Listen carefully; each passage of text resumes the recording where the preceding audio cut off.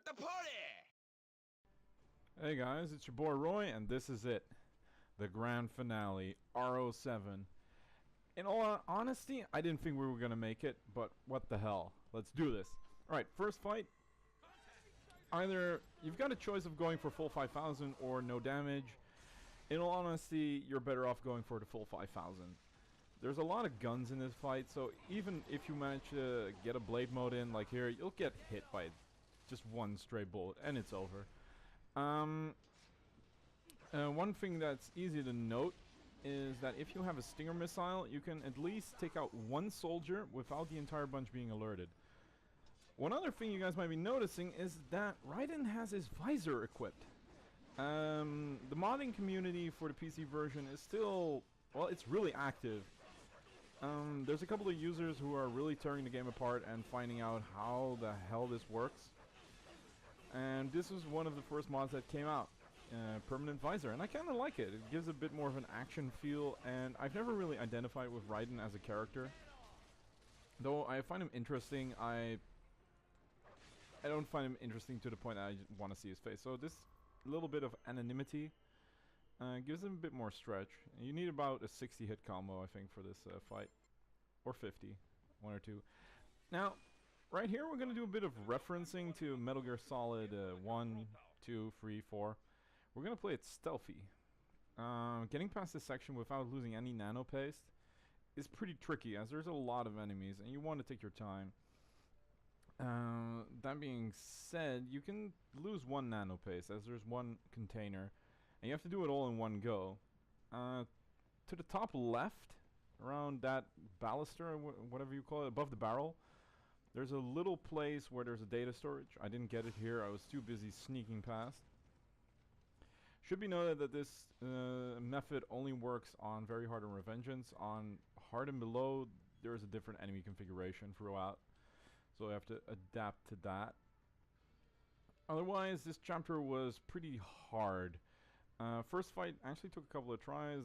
Metal Gear Excelsis was well, the first checkpoint's easy. The second checkpoint required a lot of planning and a bit of luck, and Armstrong was a nightmare. A couple of users warned me and said, dude, don't underestimate Armstrong. And in my infinite arrogance, I said, nah, I beat that guy with my fists. I've done no upgrade runs. I've done no parry runs. I can do this. Piece of cake. Yeah, it turns out I was kind of wrong. He's pretty damn difficult. For the Excelsis fight, the main thing you want to use is pincers and use dodge offset with those pincers. It can be a bit tricky and a bit dangerous, as you'll get hit. You want to go for no damage, obviously. But the pincers hit like a truck, and by using no damage, you can forgo the pretty high hit requirements. I think you need an 80 hit combo. Normally, what I would suggest is to here you can actually stealth kill this guy if you're really fast. I'll run away. Normally, I would recommend equipping the machete and using Ripper Blade mode at the head of Excelsis when he falls down after the checkpoint. That way you can get a pretty decent combo. I think it's if you use an electrolyte package, then you can easily get around an 80 hit combo around that point, which is pretty slick. Otherwise, pincers for offense, you deal monstrous damage to him that way. Don't block his attacks, because you'll get damaged, sadly. I think I was able to ninja kill this guy as well, or wasn't I? I don't remember. No, I don't. No, I don't ninja kill this guy. I think I fail. Spoiler, by the way. About other mods, I'll link this mod in the description. But other mods so far are a bit lacking. I screw up here. Mostly they are mods that, for instance, change skins. Like, there's a mod I don't think it's been officially released yet. Officially, lol. It just hasn't been released yet. Is the chainsaw mod, in which you use Blade Wolf's weapon as Raiden, but it simply functions as a high-frequency blade. I haven't found a download for it yet. There's a couple of high-texture mods, for instance, that use Metal Gear Solid 4 textures, which obviously had a lot better textures, but you'll need a pretty hefty PC to handle it. and a couple of other sword and skin changing mods. There's a camera mod actually, which severely improves the quality of the camera. The only downside to it is that I tried it and it felt a bit weird playing with it. It changes the camera angle more akin to, for instance, Devil May Cry game, or like it centralizes the camera a bit more. And it becomes a lot less aggressive in corners, but for some reason it felt like cheating. I don't know why. Maybe it's because I'm so used to having to fight the camera as well as my enemies. I don't know. It was something about it that felt a bit iffy. Another mod that's really cool, and I still haven't installed it for some reason, but I'm gonna, is the Blade Wolf mod that allows you to use the Maverick design of Blade Wolf in his DLC storyline. And I always like that design a lot better, so that's cool.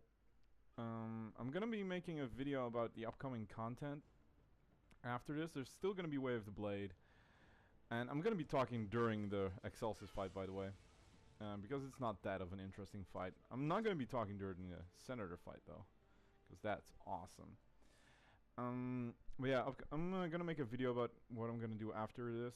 There's gonna be some Dark Souls 2 content, and obviously Metal Gear Rising.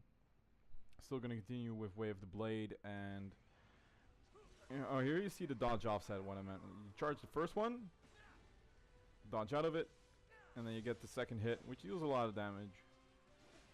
And then a couple of hits, and then just ninja run through here. Because that's stylish, and we like it stylish. But yeah, I'm gonna do something with both Blade Wolf and Samuel. And I'm gonna, of course, continue Way of the Blade, and I'm gonna do Way of the Blade with both Sam and our little pooch. But I'm not really sure about like a playthrough or what else I'm gonna do. I want to do some sort of handicap run with Blade Wolf that's not Way of the Blade, and same with Sam. But I don't really have an idea on what, but I'll think of something to keep it interesting. I never did any real handicap runs for Blade Wolf. As you can see, first phase is just ridiculously easy. Be sure to cut this one in pieces until you get destroyed, because that gives you an extra 100 BP, and you're gonna need that BP. Maybe I should talk about how the hell I'm gonna get S rank here. First off, get BP by destroying the limbs. You have to do this meticulously, like here. Wait until you get to destroy. I don't think I get it. Yeah, I do. You'll see it if you get an extra 100 BP. Now he'll fall down, and he'll only do the fall down sequence completely if you reset the checkpoint for some stupid reason. Grab the pincers and wail on this motherfucker. You want him to not have another blade sequence afterwards. Otherwise, there's the Zandatsu requirements. Normally, the game is a bit iffy about what counts as a Zandatsu if the enemy is already killed. In this boss fight's case, if an enemy has been killed by Excelsis and you Zandatsu it, you still count as a Zandatsu, which helps a lot. So you just gotta lure them in and then Zandatsu them as they're dead. You've got a lot less electrolytes to work with, but if you're fast and just mash the button like I do, then you can easily pull it off. I get like 2 or 3 and I'm still good. It should be noted you get a lot of iframes during the Zandatsu, so you can you're pretty safe. What should also be noted is that during any other animation that normally has iframes, for some reason, the lasers ignore those iframes. They're like iframe killers. If you're in a QuickTime event, like if a gecko is stunned, and you go for the execution, you can still be hit by the lasers for some bizarre reason. So be careful about that. It has killed me on a lot of runs. This is also sadly one of the last times we'll see the visor, as the visor will be broken shortly. About the Senator, I'm gonna be talking over the first 2 segments, at least the first one. The rule is you have to go no damage. I experimented a lot with different setups, and what I found was the easiest way to get an S rank was to first get no damage, get at least 2 to 3 100 hit combos and finish the fight in around 12 minutes. The timer accumulates between all 3 phases, as does the BP. So the higher your, the more hits you get in the first and second phase, it'll help. And due to the game's weird combo system, any hit combo that's above 100 doesn't give more points. At least not during this fight. A 100 hit combo gives 100 BP, but a 140 hit combo gives 100 BP. As does a 200 hit combo. So you're gonna want to try and aim for at least 3 100 plus hit combos, so you get 300 BP. Obviously, you're gonna get the 1 Zendatsu and the 1 kill, and the combo is of course 100. So if you get that 3 times, you're really good. You're not really good, but you're a good player, and of course you're set, as in really good. You're in a situation that you can get the S rank. It's still on the edge. I think I scraped by with just 500 points difference. Over here, cut it twice like that, like 1 horizontal, 1 vertical. That way you can get an extra 100 BP. First Senator fight is really flowchart. You just gotta wail on him. I think I used like 2 or 3 fully charged pincer attacks, and he's done. One added fact is that he's got some ultra armor. I have no idea. Super armor. It's not super armor. It's not hyper armor. But if he glows yellow, he can't. And during some other attacks, he can't be hit, and you'll stagger if you hit him. And nice knife. And here, this is a bit of a nostalgia moment for me, and should be for the people who've watched my videos for longer. It's fist fighting time. I remember doing that. I remember playing for weeks, figuring out tactics, watching the footage I recorded to learn new tactics. I actually learned this. Like, you can avoid a lot of his attacks by jumping, because he doesn't have the air traction he does against Sam. But it's still one of my I've done a lot of things with games that I'm like proud of in a geeky way. But beating Armstrong with the fists, it's at the top of the chain for me. I sometimes still watch that video and go like, yeah, I did that. I can't believe I did that. It's geeky pride, but I'm proud that I'm allowed to have geeky pride for it. And in this situation, it's also beneficial. Because I know how his pattern works, even with fists. Which means I can get a few hit combos in here for some extra BP. It's the little things that help. And actually, Raiden's dodge with the fists is a lot better than defensive offensive. Defensive offensive has good iframes and deals moderate damage. But this one has way less slowdown, and I think it has a lot more iframes to boot. And it just looks really cool. I still wish to this day that they had given this as an option. Like an equipable item. Hell, make it impossible to unlock. I'll unlock it. Give it to me. It's one of the most anticipated mods for me. If they get that in, I'm gonna make so much more videos. It won't be... It'll be unfreaking real. But yeah, we're gonna approach a final fight. It's been one hell of a journey. I'm gonna do some recap stuff after that, like, oh my god, it's been such an amazing journey, I'm so happy, blah blah blah. We're probably gonna do that when the credits roll. But until then, Senators still need some pounding. One thing that should be noted now, very quickly, a lot of people have a lot of problems with Senator Armstrong's flame pillars, especially during no damage runs.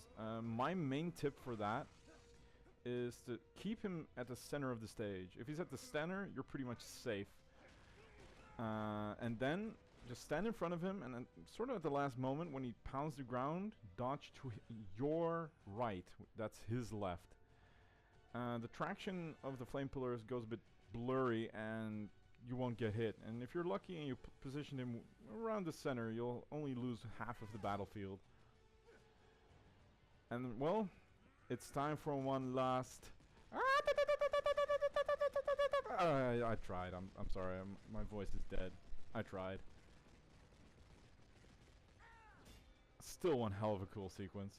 I still want to try one day on easy mode to see if you can get Senator to 0 hit points. It should be possible. But, good times. Alright guys. Enjoy the fight. And I'm sorry about the music. I had to change the music. I got sick and tired of the main song after 200 tries. Enjoy.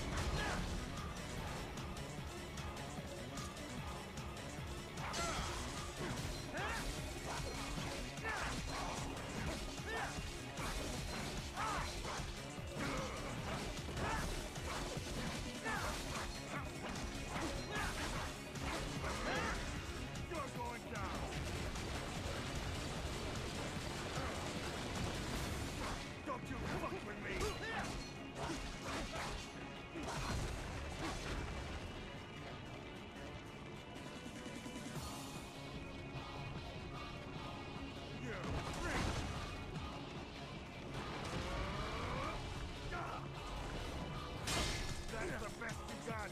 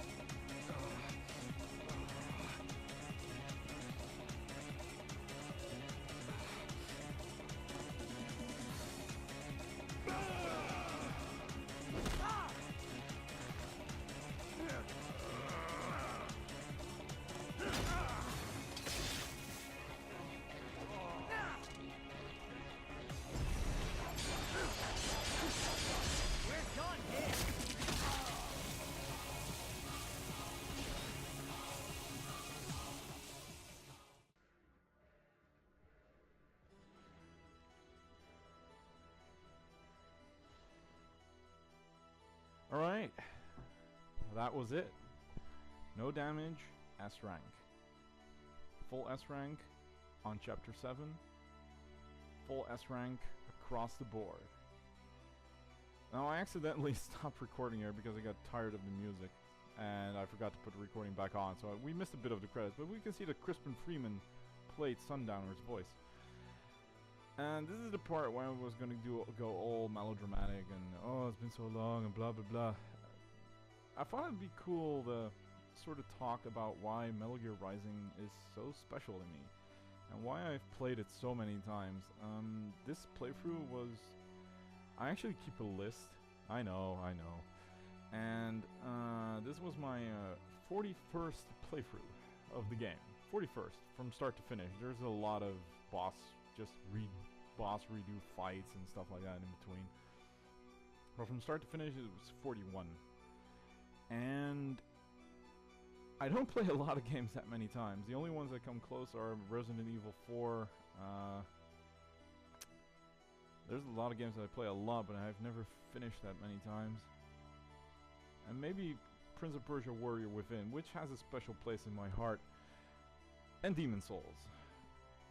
And Red Alert 1. And that's it. Those are the only games that I've played this many times. And I think it'd be cool to sort of try and express my reasons why I like this game so much. Because if you look at it objectively, it's a flawed game. It's got a lot of flaws. It's got camera issues.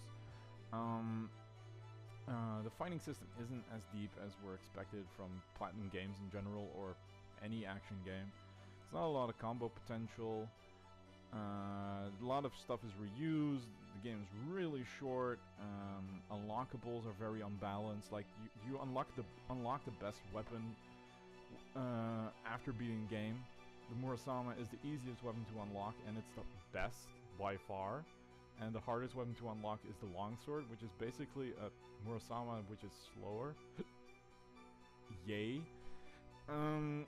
Wigs being way too easy to unlock and overpowered. VR missions being a bore, with the exception of a few. Like, right now you're thinking, why the hell does he like this game so much? Like, this is a lot of rants, and there are a lot of, well, argumented rants in my opinion. But why do I like this game so much? Because it dares to be different. The action genre, in my opinion, is slowly dying out. Ninja Gaiden had its peak with Black and 2, and since then it's still trying to find, like, what are we gonna do now? Are we gonna focus more on the singular action point? Like, Ninja Gaiden has stagnated. Razor's Edge was okay, it had a couple of cool features, but even there, it was the same. And a lot of action games are like Ninja Gaiden. They're similar in mechanics, control scheme and how the game actually works. Same with God of War. Same with Devil May Cry. Bayonetta is basically the new Devil May Cry. It's still in the same base on juggling, and a lot of games are based on that. A lot of games are based on God of War, and there's no game in the action genre that's quite like Revengeance. The absolute focus on offensive gameplay, where even defense like parrying and dodging has such an offensive structure. I think it really clicked with me in my Sundowner fight for the S rank from the Chapter 4 video. The constant offense, the blade mode, the way enemies worked, parrying. Thank God I cannot play an action game without that parry mechanic anymore. The complete immersion that you have, like fighting Monsoon when he does that side rush and he hits you like 6 times in a row and you parry that, that feels awesome when you parry that stuff. And in other games you just hold down a button and that's it. It doesn't feel like you're really blocking that move, and here you feel the impact, and when you cut an enemy you feel you cut that enemy because he flies all over the place. Of course there's the over the topness, like we all had our little nerdy man boners when we first threw Ray in the air and when Monsoon's lyrics started kicking in. It was all amazing. The soundtrack helped a lot. 60 frames per second helped a lot, but it was mostly just how new it felt. And this might be because I like games more that have great potential than games that are just okay but still fun. Like Metal Gear Rising has a lot of potential, and it was made in what, a year? Like if they can do this in a year, give them 3, give them 4, give them all the time they want to make a sequel. Like polish it out, make it excellent, polish the camera, make the offensive mechanics even better. Like one thing I would love to see in the next game, in the sequel, if there ever is one, I pray to God there is that they just remove still motion. Just every attack can be done on the run. You can ninja run and attack constantly. Like all your attacks can be done while ninja running. That way you'll always be on the move, always be on the offensive, and it would be damn awesome. And I would play the hell out of it, just like I did this one. Hell, if they just made this one but more polished, it would be amazing as well. And I think that's why I love Revengeance so much. Not because it's so like the others, but because it's so not like the others. And that's what this genre really needs. Something new, something not familiar. And we're slowly, as the credits are rolling, I think that's really the reason why I love the game so much. Like there's a lot of things a lot of people don't agree on, like for instance the weapon switching. Personally, I wish they'd done it at DMC style, DMC 1. Like you just switch weapons at the start, DMC 3 at the start of the chapter, so you can customize your own character for that chapter. I would have loved that. What I want though, one thing, I'm gonna show it now. I want the upcoming scene to be the first fight in Metal Gear Rising 2. I want the game to start here, right here, with this exact same cutscene, and then throw us in the action. That's what I want. No prequels, no nothing, continue. Let the prequels stay in Metal Gear Solid. Let Rising move forward. Just a 2-minute cutscene, and then into the action. Hey, do it like God Hand. Just start with a cutscene that lasts, what, 30 seconds? And then let's just start. That would be my dream game. That would be amazing. I would love to play that. I mean, these enemies aren't even in the game. They're not even in the game. They were created solely for this cutscene. So I prayed it. How awesome would it be to just start here? And Raiden suddenly is a lot more mobile. He can taunt like Sam. He has the Murasama. It's awesome.